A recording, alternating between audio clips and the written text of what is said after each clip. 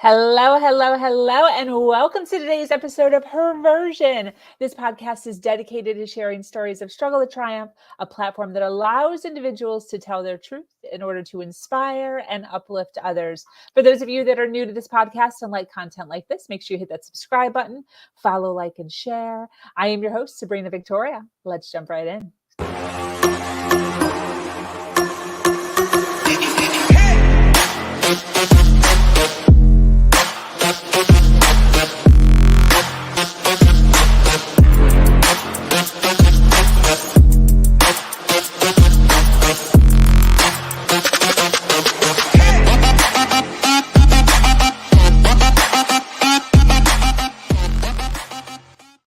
Hello, and thank you for joining us today for this episode of Her Version. The Her Version platform is built on storytelling and the understanding that many times our greatest learning experiences come from listening to other people's stories. Today, I am speaking with an amazing woman named Simona Mango.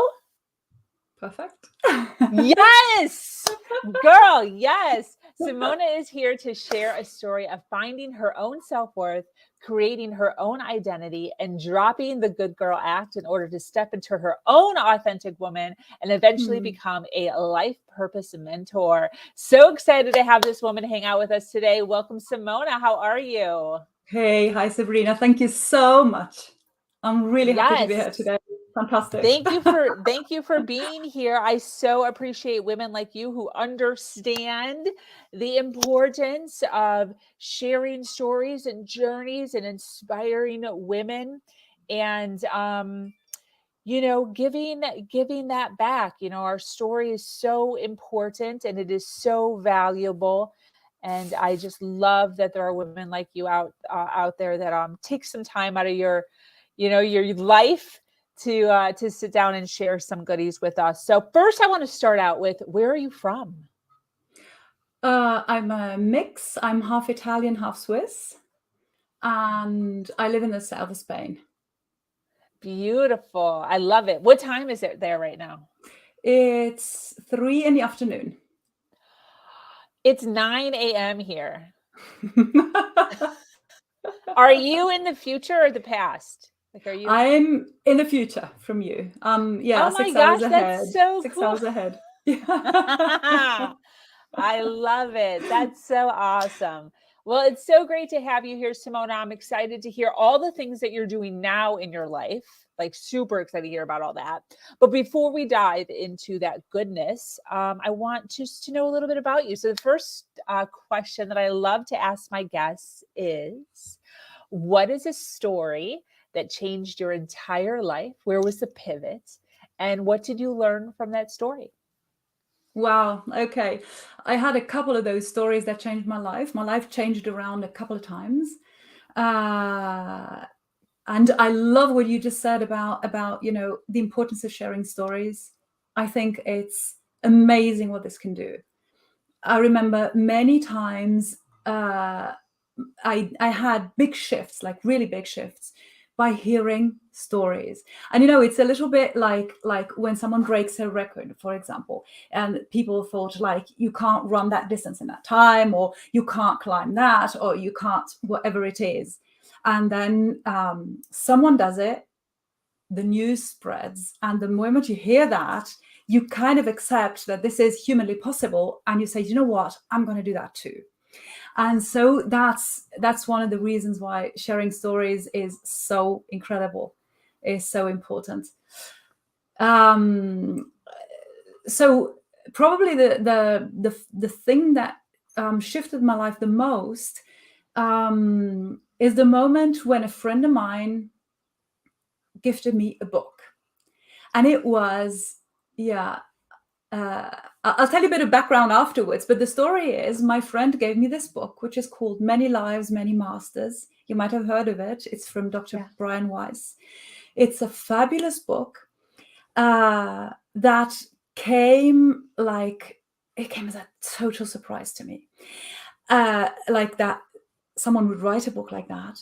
And what it did for me was really pivotal. That was incredible, because it kind of confirmed everything I already new sense I couldn't talk about because people say like, hey, what are you on? Are you crazy or what?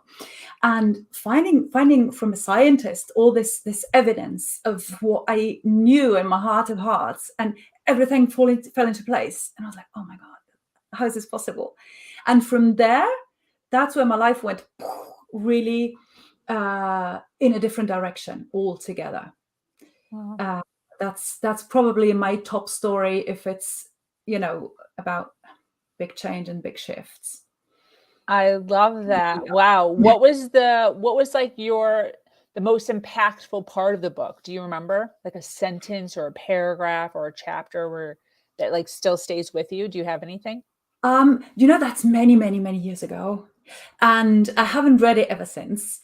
For me, it's the essence of the book. It's when it kind of confirmed that yes, we do come back. Yes, and I remember I read it all in one go. I didn't put it down. I remember making coffee, reading the book, and making coffee with the other hand. I was on my own. Luckily enough, my husband was away, so I didn't have to talk or to do anything. I was on my own with that book, and that was incredible. And yes, and I'll tell you what, when I finally closed it and put it down, I went for a walk, and I started, that was in Switzerland. I was back in Switzerland, and I started looking at everyone on the street, looking at people with completely different eyes. It's just people, just people. Look at that person. Oh my God, look at that person. Oh my God, look at that person. That was crazy. I can't remember, a single something. What I remember, what I could really relate to was when he says in the intro of the book, he says, I'm a scientist, an old school scientist. What I see, maybe I'll believe, especially if it's been proved and confirmed by 75 studies. And what I don't see, forget it. Let's not even go there. That's superstition, that's whatever. And the story of how he had to accept that there's so much more than he knew, than he believed, than he thought possible. And he was, he was creating science there. He was creating history of science and doubting it, and he was working against it. He was like, no, this is not possible. And then the facts were showing, and he was like, no, I'm not having that. And then more facts and more facts. And he said, hey, this is how it is. I have to surrender. I'm sorry. And this for me was so relatable because I come from a similar background of very materialistic, positivistic, rational thinking kind of a family, of surroundings, of everything. And I was like, oh my God. But then somewhere deep down, I had this knowing that there was more. And so seeing someone, that was his story, you see, there we go again. The story of how he had to change his perspective on life completely. Yeah. And I related to it so much. And I was like, oh, that's the record-breaking thing I was talking about. Wow, then I can do it too. That's amazing. Yes. It's incredible. How did that book alter your marriage? Did he jump on? Did you share all the goodies with him? So I'll tell you one thing. My friend didn't only give me that book. She also gave me another book by Dr. Brian Weiss, which is called something like, I think it's called Only Love Matters, or Love is All There Is, something like that. I think it's Only Love Matters, or All That Matters is Love, something along those lines, which was more stories of returning souls and how, it's a love story of people who find themselves over different lives. And I was already sold, after the first chapter of the previous book. Didn't need that, but still it was like, oh my God. And the third book she gave me together with that was The Law of Attraction, the Abraham Hicks Law of Attraction. So them as well, I just devoured the whole bunch. And when my husband came back, he was touring somewhere in the UK, I think. I don't know, he was playing somewhere. When he came back, I said, hey, read this book. My friend said, you read in this order: first, Many Lives, Many Masters, then Only Love Matters, and then The Law of Attraction. Yeah. You read them in this order. And me knowing my husband, I gave him the law of attraction first. I said, read this book. And it really resonated with him. Wow. I went the other way with him. He was like, wow. And he says that book really put him into a different space for a long time, actually for months. And then I said, oh, you could read this as well. And you could read this as well. And he said, oh, yeah. And also he had already had an amazing experience with some souls on the other side that he's put into a beautiful book also. And so he was already open for that. But for him, I really wanted him to read Law of Attraction, because I thought the way I understood it, that he was kind of creating some unwanted stuff in his life. And I said, if he gets the mechanism, if he understands it, he'll stop creating that and he'll start creating stuff that he wants more. So I went the other way with him. I knew that on the souls and all of that, he was already okay with that. I knew that. And then he read it and he thought, oh, yeah, fantastic, obviously. But he had already, he was already familiar with that. So yes, yeah, that's fantastic. Mm-hmm. When with all of the reading and educating that you've done over the course of years, now when you come face to face with some sort of a challenge or some sort of a struggle or problem, how do you move through that now, assuming that it's different than the way that you used to? Oh, it's totally different. It's a difference of perspective. Like before I went down all that big wide road, it was like I was small and the problems were huge. I was overwhelmed by things because, oh my God, how do you deal with that? Oh my God, look what hit me. Oh my God, look at this situation. What shall I do? What can I do? I can't do that. All of that stuff. And then after that, the perspective was like now that I know, don't know if I should say who I am or what I am. Is this really a problem? Come on. So it's gone like, boom.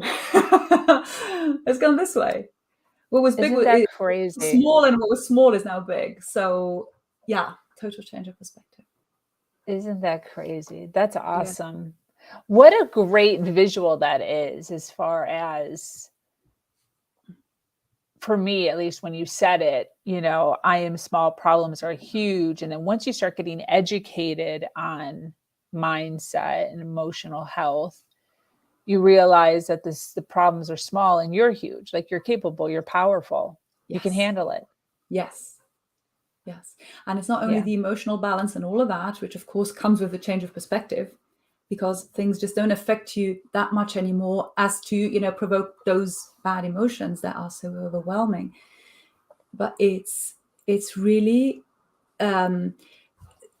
getting to understand who's leading in that very moment. Is it your mind with its, its fears, its limiting beliefs, its all its social constructs and all of that stuff, or is it your soul? Mm-hmm. And when you know who's leading, you know where you stand. Yeah. So when it's the mind leading, you can go like, oops, okay, let's do something about it. Or when it's the soul leading, you say like, okay, I'll watch you. Just keep doing what you're doing. Yes. Yeah. Can we take a moment to talk about some of the limiting beliefs that you had previously, and how you have had the ability to be able to pivot those beliefs into something more powerful? Yeah, I think that my biggest limiting belief I grew up with was both conscious and subconscious. It was there at every level, but even like really at the surface, that being a girl was bad. Being a girl was not a good thing. So you're a girl, you're not worth that much, and you're a bit of a failure because you're a girl, not because of something you've done or anything, but because you're a girl. Who wants a girl? So I was born into a family where my father, he's the part from Naples. My father was from Naples, southern Italy, Mediterranean, Italian, that kind of atmosphere. He wanted boys. He obviously wanted sons, and he got 2 daughters. He obviously wanted sons. He never voiced it like I wanted sons, but what he did is he took the 2 girls and he just transformed them into boys. He did incredible things, and I'm happy to share a few stories that made me suffer very much back then, but really, really ridiculous now if I think about it. I just laugh. But he did his best, and with some success, I must admit, to transform us into boys. So it went so far as to one day coming back with a 12-pack or I don't know what of boys' underpants. So he wanted us to wear boys' underpants. And I remember I was in absolute shock. I thought like, this is so ugly. And I'm not a boy. I wanted to be a boy. I wanted to be a girl.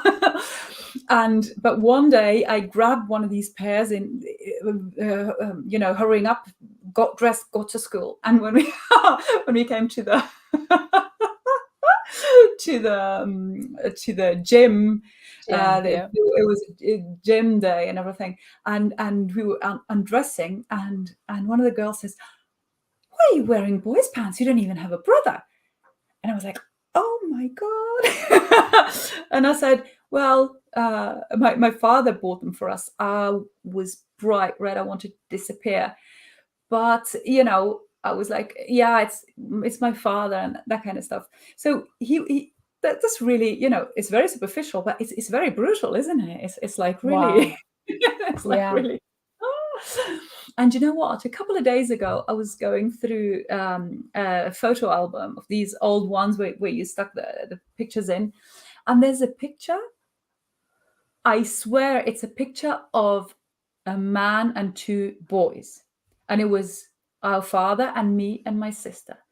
Wow. Even you think it looks like boys. Oh, yeah. Absolutely. We were in the temples in one of those incredible archaeological sites in southern Italy. Amazing.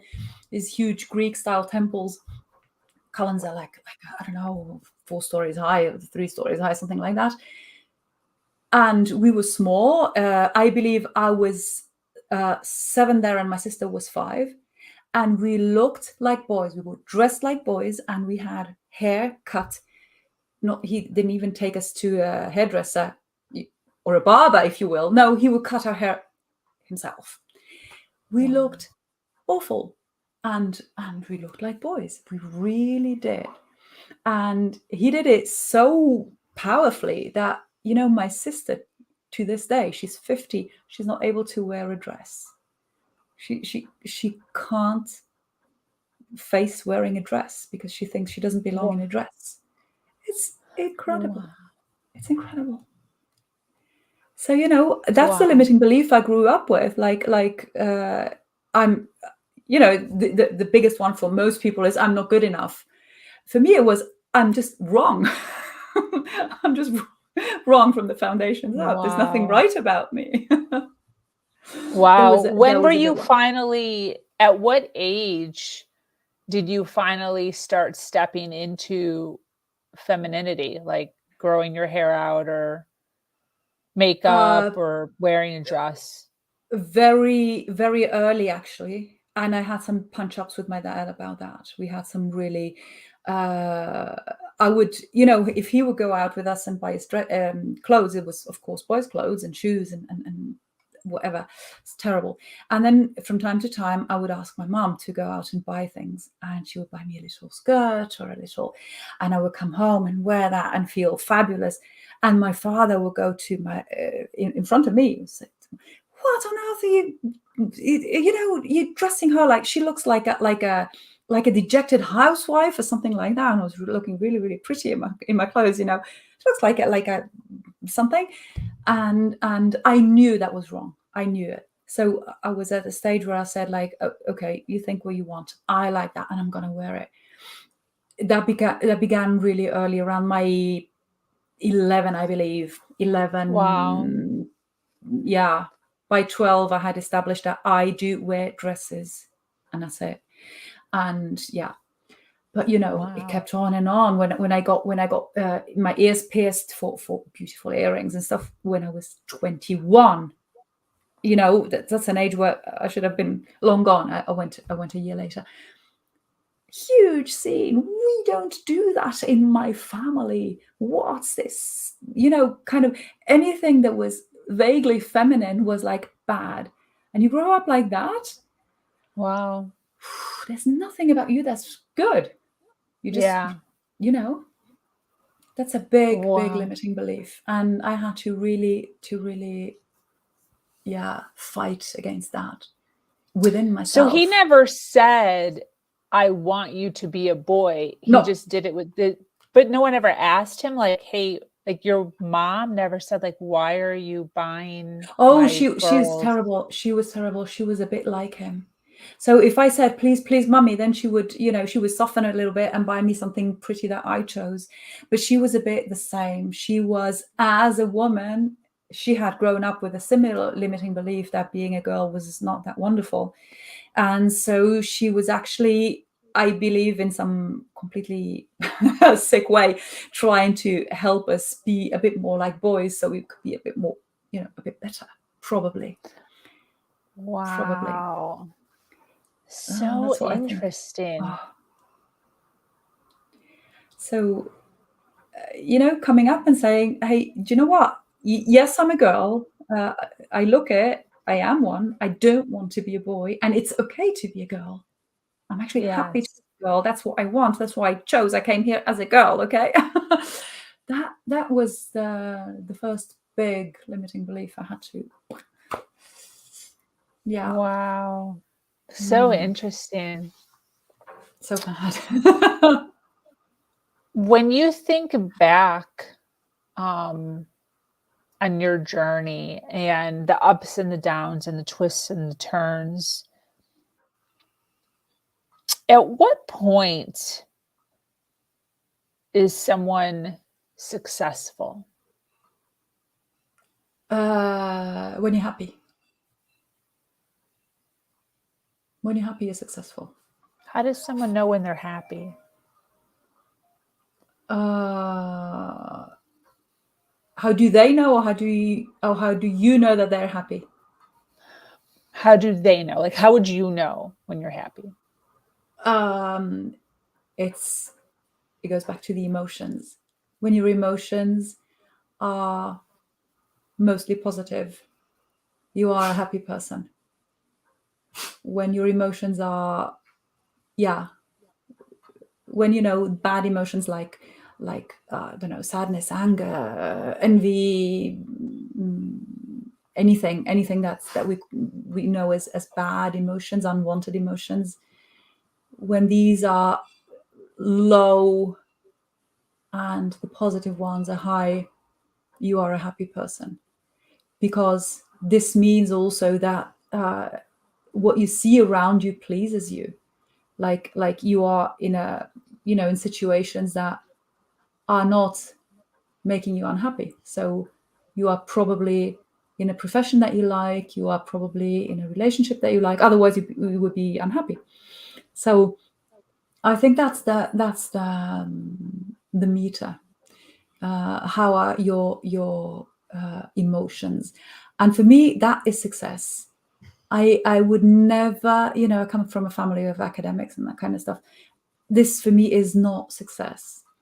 I don't care how cultivated you are. I don't care what rewards you won, what awards, what prizes, what I don't care about anything. I don't care how much money you have. I don't care about anything. I want to see how happy you are. Happy, successful, unhappy, unsuccessful. That's my way of defining success. That's awesome. When did you have a shift in your happiness? Because I'm assuming from your story, as far as when you were younger and being forced to identify as something that you weren't necessarily identifying with, there was probably lots of unhappiness. Yes. Along with all kinds of other things, right? So I'm sure that wasn't the only thing that you were dealing with.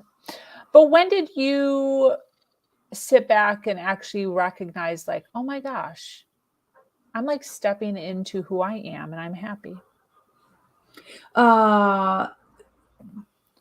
Biggest and strongest, it's happened a few times, but the biggest and strongest moment was when I was 22 and I left home. I left my parents and I left Naples, which is a gorgeous city, but back then, we're talking about the year 1992, it was still a bit not wonderful to live in and all of that. It's a lot better now, and that's 30 years ago. And that's when I really, it had started before, I was building up, but that's when I started really becoming who I wanted to be, who I am, and really happy. I went to Rome, which is only 200 kilometers away. It's not a big distance, but it's two complete different worlds. It's Rome is a completely different city, completely different everything, atmosphere, everything. And I was away from a city I didn't want to live in. My parents I did not want to live with anymore. And I had also left my university studies, which I was not happy with, to the great, you can imagine the tragedy in the family of academics. What, you're leaving university? Are you crazy? But I was in Rome doing some artistic stuff, which is what I really liked. So 22 years of age, that was when, Beautiful. That was when happiness began. Yes. Yeah. What's some advice that you would give to female? First of all, I want to acknowledge those watching live. Thank you so much for being here, for hanging out with Simona and I. If you are watching on the replay, make sure you hashtag replay wherever you're at, so we can get notified and we can say hello to you wherever you're at. For those that are watching and possibly struggling, what would be some advice you'd give to a female who is struggling with stepping into her authenticity?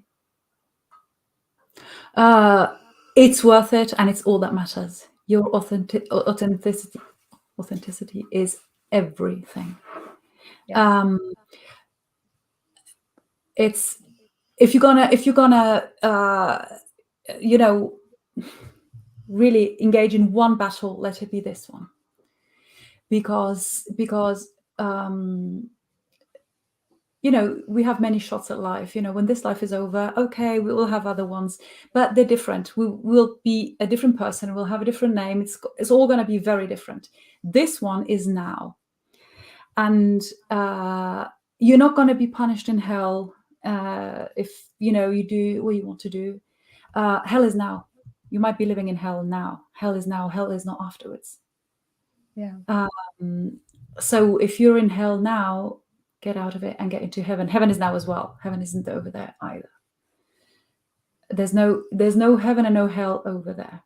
There isn't. It's all in this life. So, for as long as you're here, might as well live in heaven. Why would you live in hell if you can choose? And I swear, I promise, you can choose. It's your choice. Be who you want to be. Also, when you are who you want to be, the rest falls into place. Whatever you want to experience, whatever you want to have, whatever you want to achieve, whatever, it will fall into place. Fantastic. Actually, you know what? When you really become who you want to be, the things that you will have and experience and achieve might become a lot bigger and a lot better than what you think now that you want to have and Yes. achieve. You know, now you can go for some goals, some things, okay, but don't go for how do I get that? Who do I have to be in order to have that? And keep just being who you want to be. You will know in your heart who you are, who you want to be, and just be that unapologetically, whatever others think. Yeah. They might think what they want. They will like you, dislike you. It does not matter. It's totally irrelevant. You want to be able to like yourself. So other people's opinions, it's just, it doesn't get much better. It's really, it's the path. That's why I work on people's life purpose. Life purpose is exactly that. It's not what did I come here to do. No, it's why did I come into this life, as who, as what am I, what do I want to be? And then from that position, what you do and what you have and what you go after, and what it will be inspired by who you are. The thing is that when you think like, oh, I like my neighbor's car, I want the same car, maybe that's not inspired by who you are. Maybe that's inspired by, okay, I want to look as good as him, or something like that. It doesn't matter. It could be anything. When you are who you are, you say, what do I really want? You will know. Maybe you don't know, or maybe you know it already, but get to that place where you are that, and you will have it, and you will be it, and you will get it, and you will achieve it, and because it's part of who you are. Yeah. That's fantastic. I love that you're kind of pivoting into your business, because I would love for you to kind of talk a little bit about what you do, and where people can find you if they're resonating with all the goodness you're sharing. So what I do is exactly what we are talking about here. I want people to be in that space where they feel they are free to be who they are. And how do you do that? Basically, you get out of the lies of your mind, because your mind is trying to keep you safe. Don't do that. Be nice, be that, do what they expect. This is not safe. You're not good enough. This is risky. This is silly. This is whatever. Mind will always have 1,000 reasons why you should not be the best version of yourself, because the mind hates it. The mind just wants to be quiet and just leave me in peace. And when you come with, oh, let's do that, this sounds amazing, the mind will go, oh, no, can we just sleep a little bit longer? The mind wants no movement, just safety, just calm, just everything familiar. Don't come with that new stuff. What's that? No. And and so it will always work against you. It will sabotage anything you want to do because it's uncomfortable with it. And so, when you can observe your mind and understand that you're not your mind, I'm scared. No, you're not scared. Your mind is scared. Your soul, for example, is not scared. So who's I? I'm scared. Part of me is scared, sure. But why would I let the scared part of me take over? I'd rather let the empowered part of me take over. Life gets a lot better like that. So, that's why everything I do is always, okay, you're standing here. What's your mind and what's your soul? And your mind is great at some things. There are some things that your mind does like really, really well, and you should be happy about it, and you should thank you for it and acknowledge, its abilities and its brilliance and everything. But wait, you do your tasks. You do the tasks you're meant for. You do the tasks you're good at, and you don't stop me from, living my life, living my purpose. And the problem is that when people say, I'm scared, I'm like that, I'm a perfectionist, these are all limiting beliefs. I can't be other than. you should never mistake your past for your essence. Your past might show that you've done a certain path. Okay, this is true. This happened. This happened. This happened. This happened. Sure. And who says that it has to happen again? No one. Absolutely. It does not have to repeat. Yes, it did. 2,000 times. Yes, it did. Now the next time it's going to be different. Yeah. So for me, the most fascinating thing is helping people understand. When I say you is your rational, your clear mind who's able to see what's limiting beliefs, what's societal kind of limitations and all of that, and who's able to see that's here. I can see what it's doing, and then there's my soul. Oh, that's here. I can see what that's doing. And so when you get the balance right and you let your mind have its moments and its say and it's have fun when it's a moment for it to have fun, and then when it should shut up, you just teach it to gently. You train it to shut up when you want to drive, or when you want your soul to drive. And yes, make space for the higher part of yourself. So so this is what I do basically. This is all I care about. That's fantastic. What are your big dreams for your business? They're very big. I mean, for my business, I want to scale it. I want to scale my reach and all of that. But my big dreams are, we're 8 billion people on this little planet. It's a bit tight. It's quite a lot of us, but still, it's perfectly okay. I mean, we're in the right place. We came here for a purpose. All of us. Okay, we got 8 billion amazing purposes here. There's not a single one of us, 8 billion, who's not meant to be here. Otherwise, they wouldn't be here. All our 8 billion souls are wonderful souls. What's not wonderful is our minds. Sometimes they're wonderful, but sometimes they're not. So when you see something that's not wonderful, it's someone's mind. And why is that? Out of fear. Because the mind is fearful. It wants to save you. It wants to, all of that. That's where, from fear, all the bad things happen. If everything bad, unwanted boils down to fear. Think of wars. Think of whatever, that's the worst things you can think about.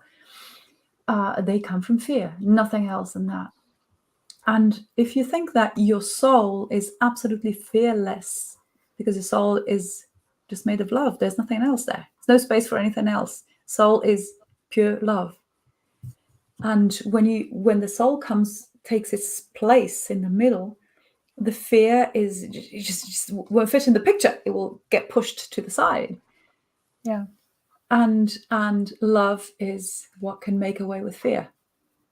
And so my big dream is for more and more and more and more people to realize what the difference is between love and fear. Love and fear are opposites.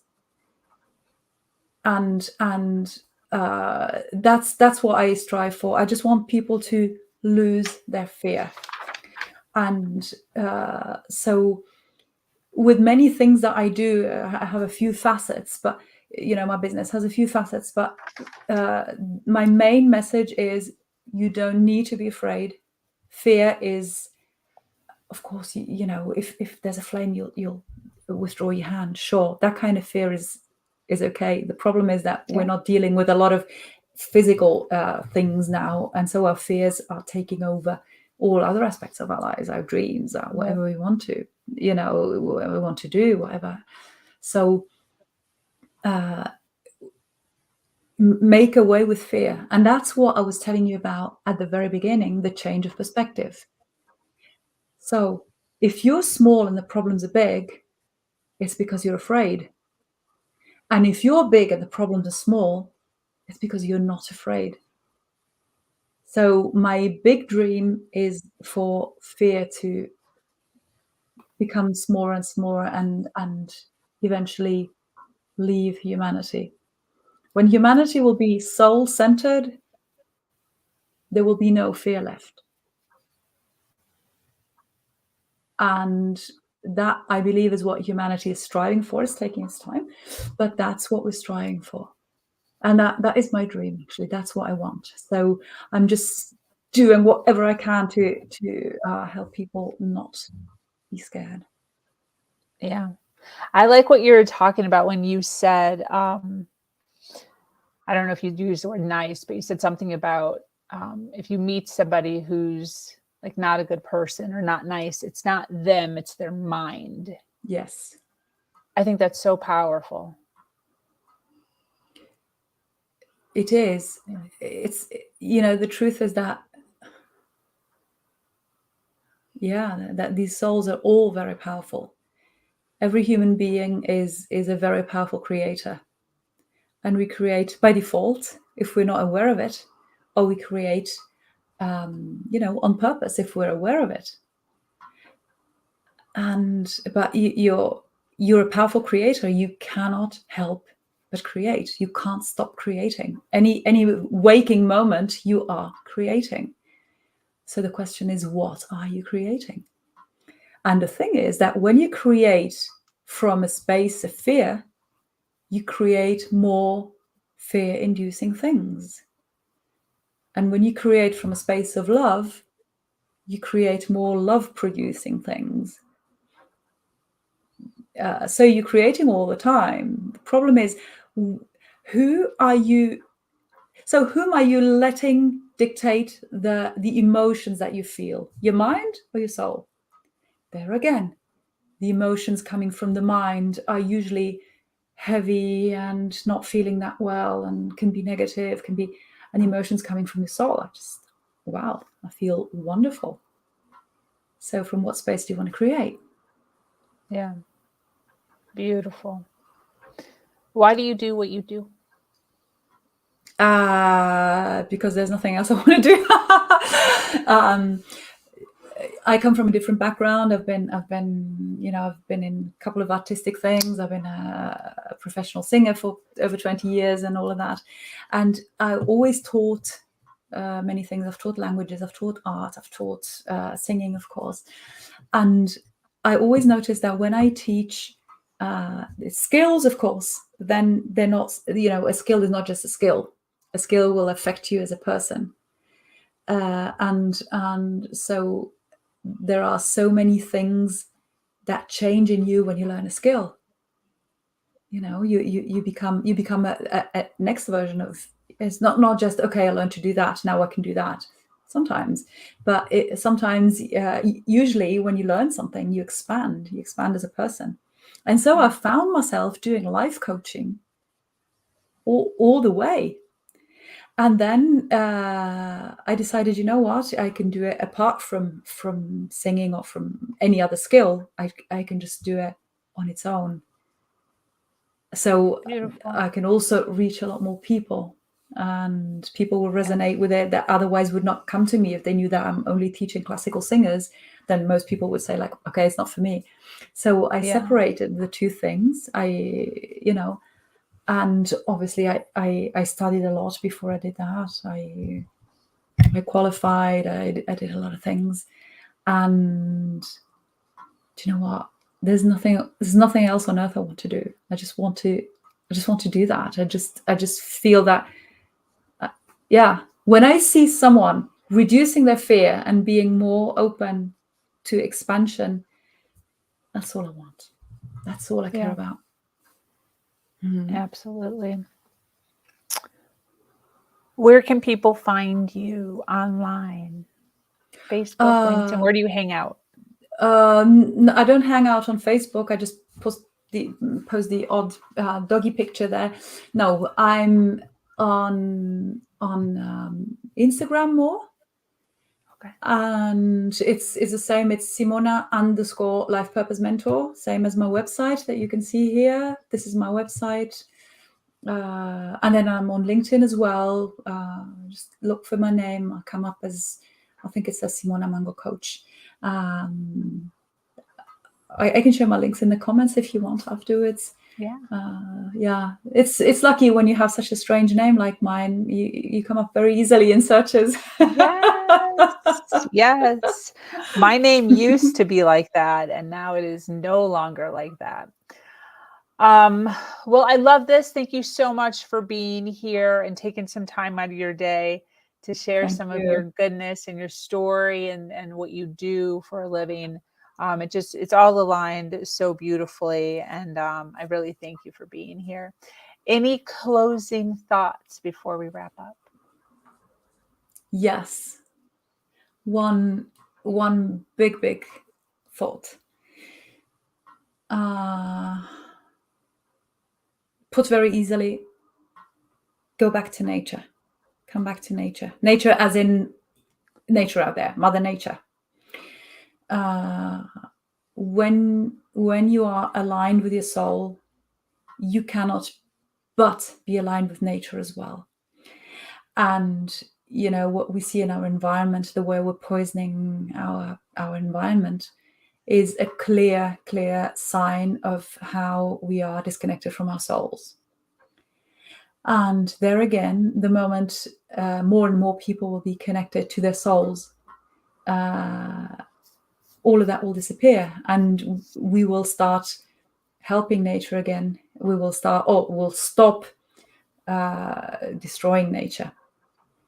I don't think we're destroying the planet. The planet will survive as all right, but we are destroying our environment.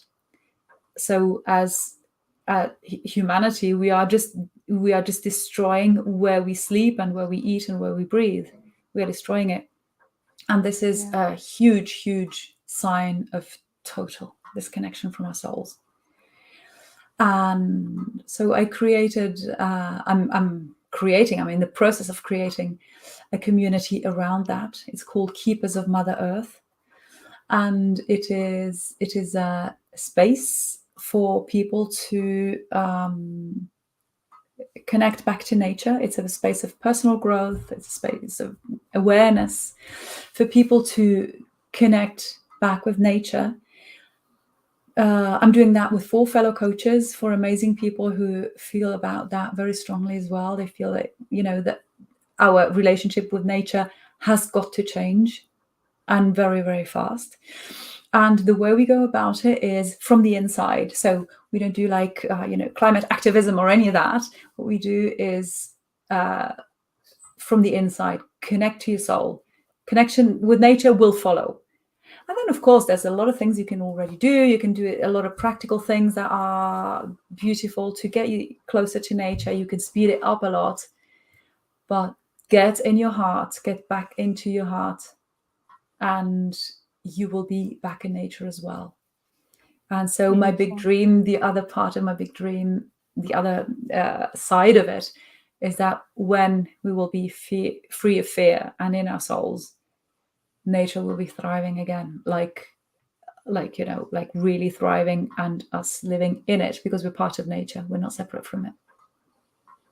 Absolutely. Beautiful. I love it. Thank you so much. Thank you. Thank you so much. Thank you for all the goodness you shared. For those of you watching live, thank you for being here on the replay. Make sure you reach out to us so that we can say hello to you. If you resonated with Simona and all the goodness that she shared, make sure you check out her website at Simona_lifepurposementor.com. Actually, that's not an underscore, that's a dash, right? That's the website, yeah. And then the Instagram has got the underscore. Beautiful. Yeah. But I'm sure your links are on your website, right? Yes, absolutely. Beautiful. So in the description, wherever you're watching this at, there's probably a clickable link to her website. Just click her website and follow her. Reach out to her, drop in her DM, send her a message, say hello. That's what we love doing here. Please do. Oh, and can I share something? Every Tuesday, like tonight, in 3 hours at 7 my time would be 1 your time, I believe. Every Tuesday, I have an open group coaching session. I'm there for whoever wants to talk.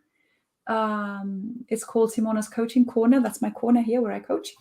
And I'm there for as long as it takes to just help you think about things, just for sharing, discussing, supporting, whatever you might want to, to talk about. I love it. Do you ever have more than one person show up? Yes. So sometimes Wow. in a group, people are happy sharing, and sometimes they keep it a little bit less personal stuff. They just say they want to talk about something. They don't necessarily share their. So some people are perfectly comfortable sharing like everything.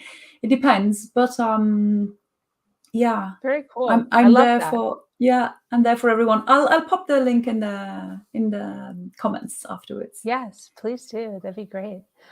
We'd love to connect people here on this platform in order to make sure that we all continue to rise. Thank you so much for joining us here, Simona, and all of you Thank you, listening Sabrina, on so much. no problem, the Her Version podcast. This community is expanding every single day, and it's filled with females who are striving to do better than they did yesterday. For those of you that are new to this podcast and like content like this, make sure you hit that subscribe button, follow, like, and share. If you have a story to share, be sure to reach out to me at hernation.life. I am your host, Sabrina Victoria, and I'm so grateful to be here sharing a platform that allows people to share their truth and inspire others.